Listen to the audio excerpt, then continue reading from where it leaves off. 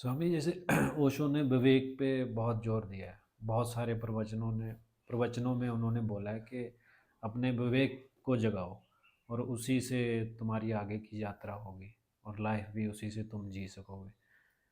तो कैसे जग सकता है विवेक? वो विवेक बहुत धीरे धीरे जगता है। बहुत बहुत ही एब्स्ट्रैक्ट ये पूरा कॉन्सेप्ट है और ये बहुत स्लो है इसके जागने का प्रोसेस। ये जागता ऐसे है कि जीवन जीने के क्रम में, और हम जो अब जो हमारे प्रैक्टिस है वो तो हम करते ही हैं, वो हमको केमिकल लेवल पर और साइकोलॉजिकल लेवल पर हेल्प करती होती हैं। गुरु की वाणी हमको डीकंडीशन करती होती है और इंस्पिरेशन भी बनती है किसी और मीनिंगफुल लाइफ के लिए। ये सब का जोड़ हमें एक आधार देता है। ये सब, इस सब से विवेक पैदा नहीं होता, लेकिन ये हमको एक पुश देता है, एक बैकग्राउंड दे देता है, एक इंस्पिरेशन के लिए हमको एक कुछ कच्चा माल दे देता है। इस सारी प्रकाश में हम जीते तो अपनी ही लाइफ है, और फिर वहाँ क्या होता है, वहाँ वो बहुत स्लो लाइफ है। वो कोई क्रैश कोर्स तो नहीं है, स्लो चलता है लाइफ में। तो लाइफ में अहंकार भी टूटता है, गलता भी है, आदमी दुखी भी होता है, बोर भी होता है, फिर कुछ कभी कभी हैप्पी भी होता है। उस ये सारी लाइट में धीरे धीरे हमको अपने भावों के उतार चढ़ाव देखते हुए चलना होता है कि किस तरह से मेरे भाव कैसे ऊपर नीचे होते हैं, उनके उन भावों की वजह से मैं किस तरह के रिएक्शन देता हूँ। हाँ, किस तरह से इमेज बिल्डिंग करता रहता हूँ, वो दुनिया में भी ज़्यादा रहता हूँ जो है ही नहीं, जो मौजूद है उसको भूला रहता हूँ, इमेज में ज़्यादा रहता हूँ, इमेजिनरी वर्ल्ड बनाए रहता हूँ।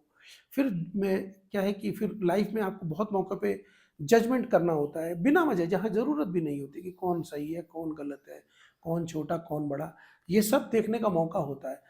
इन सारी चीज़ों को समझना, अपने पूरे व्यवहार को आँकते रहना, उसके लिए ये रॉ मटेरियल का काम करता है। गुरु की विधियाँ, उनकी बातें, वो डिसिप्लिन मिलना, वो सारा रॉ मटेरियल होता है। सीधा-सीधा देखना तो बड़ा ही मुश्किल होता है। बहुत कोई रेयर कोई लोग करते हैं उसको।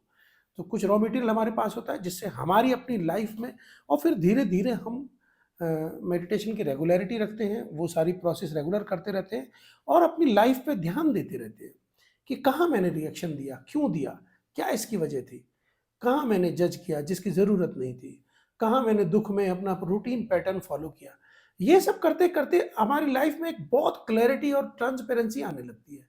ये हमारा विवेक पैदा होने लग गया, और धीरे-धीरे क्या होता है कि जो चीज़ें हमारे बंधन हैं, जो ये बंधन ही है कि हम मैकेनिकल व्यवहार में उलझे हुए हैं, हैबिट्स वो हैं, वो धीरे-धीरे छूटते रहते हैं।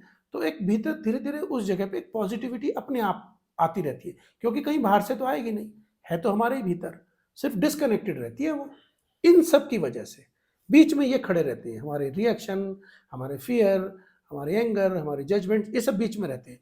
जैसे-जैसे ये पूरा स्ट्रक्चर ढीला होता रहता है, वो धीरे-धीरे आती रहती है, और इधर हम लगातार वॉचफुल हैं, उस तरह से व्यवहार करने की कोशिश कर रहे हैं। इसमें हज़ारों बार उठना, गिरना, चलना होता है, इसमें फ्रस्ट्रेशन आती हैं, इसमें मीनिंगलेसनेस आती है, वो सब इसका हिस्सा है वो।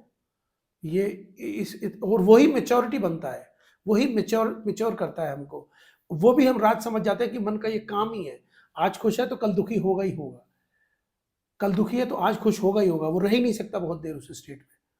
तो बस वो धीरे-धीरे फिर ये बिल्डअप हो रहा है मैच्योरिटी मैच्योरिटी का, विज़डम का, और साथ में पॉज़िटिविटी, जो फ़ील है लाइफ़ का, जो हमको अच्छा लगता है। जैसे खुशी, खुश रहना किसको अच्छा नहीं लगता है? ये विवेक के कारण आया है। उस विवेक के कारण हम कुछ नेगेटिविटी छोड़ पाए, और हम में एक पॉजिटिविटी, लविंग फ्लो या कंपैशन का फ्लो या स्टिलनेस, ये क्वालिटी पैदा हुई। ये चाहिए होता है रियल में हमको, जिससे कि उस उन सब क्वालिटीज की वजह से हम कहें कि wow, what A lovely life. ये है पर्पस इसका।